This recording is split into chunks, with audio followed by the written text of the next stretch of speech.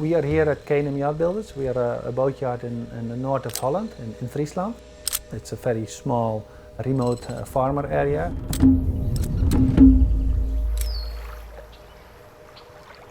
We build aluminium custom boats, mainly for high latitude expedition.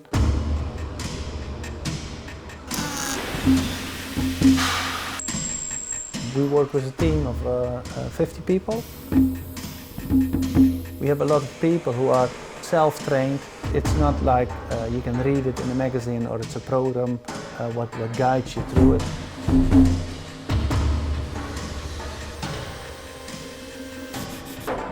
It's a lot of love and passion what people work here.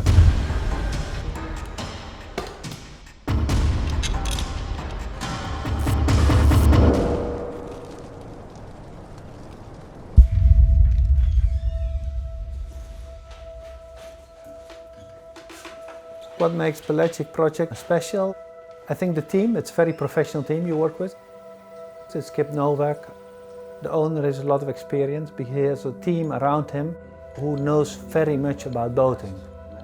So it's a very professional team. That makes it interesting. They chose us because they look for a team, of course, what is competitive, but also gives high quality. It is an exciting project because it brings together a bunch of dreamers, starting with Nicolas, who is someone who likes to push the limits, and then Skip and Tony, two models who also likes to explore the limits of their fields, navigation and naval architecture. Today we were here mostly to check.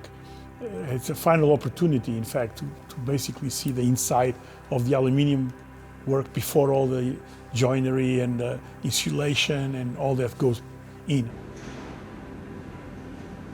Our job is really to come here to try to make sure the boat is built the way we want. You know, that's really the reason why we regularly come to the shipyard. At the same time, but not together, they're already working on the interior paneling, and today we were able to see what we call a mock-up of the interior, which is a quick layout of how it will look, so that we can appreciate for the first time in real life the spaces. Bright enough. For me, the attraction of this project is really building another pelagic concept, because I've got two boats and it's been an evolution for the last 30 years. My first boat was built in 1987, 54-foot steel boat, and then my big boat, Pelagic Australis, was built in 2003 in Durban, South Africa. And now with this boat, it's yet another evolution of all the things we've learned on the second boat we're trying to put into this boat. Small items, a lot of it looks the same, but there's a lot of huge differences as well, which are not quite the fact that we've got twin engines, not one, twin rudders, twin masts. The interior volume is quite a bit bigger with only 1 meter of extra length. It's a bigger boat and probably more comfortable and a bit more refined, I would say, than my Pelagic Australis. I think overall the most attractive thing is to be able to satisfy the client. To be able to do something that represents his dreams, you know, even surprising. It can be quite a nice thing, to be better than he thought it would be, or something like that. That's very satisfying.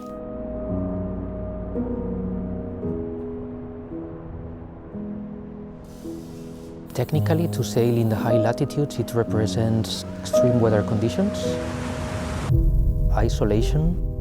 For these reasons, we need the boat to be much stronger than the standards. At the same time, it needs to be as simple and as sober as park as possible, because it will rely on us, just on the crew, the ability to fix anything that would break or would stop working. In high latitude sailing, it's always attractive for cruising for me, because to go to high latitudes, to the high Arctic and Antarctica, is still pioneering territory. So there's a lot to be done with this craft. We have to start planning what we're going to do with this boat. So Jordi and I and Nicholas are discussing where the boat's going to go for the winter period after November, which I suspect will be around Northern Europe, not too far away from the shipyard, because there's always things that you need to come back to the shipyard for, to fix or for warranty work. And then possibly the following summer up in the high Arctic and the Svalbard, Norwegian side. That's sort of the short-term plan. And then long-term plan, possibly Northwest Passage on the way to Chile in 2021-22. We need to propose the owner very special trips he couldn't do with another kind of boats. Trips related to top adventure with a deep connection to nature. We would like the boat to be a reference place for people that would like to get high quality seamanship knowledge. I'm a yacht master instructor, and we would like to deliver the kind of courses or programs that RYA would allow us to do. So the educational part would be very important.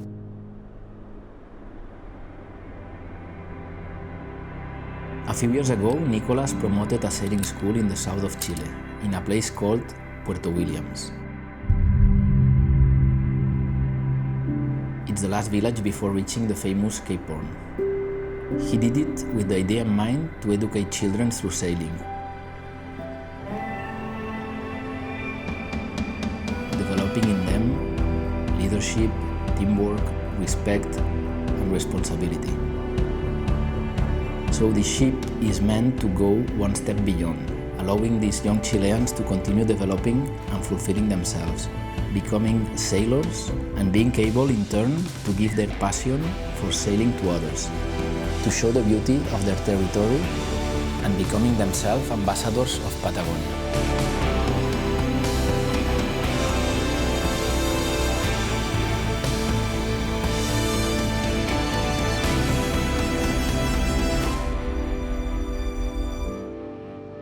So in a certain way, the purpose of Pelagic is to close this circle.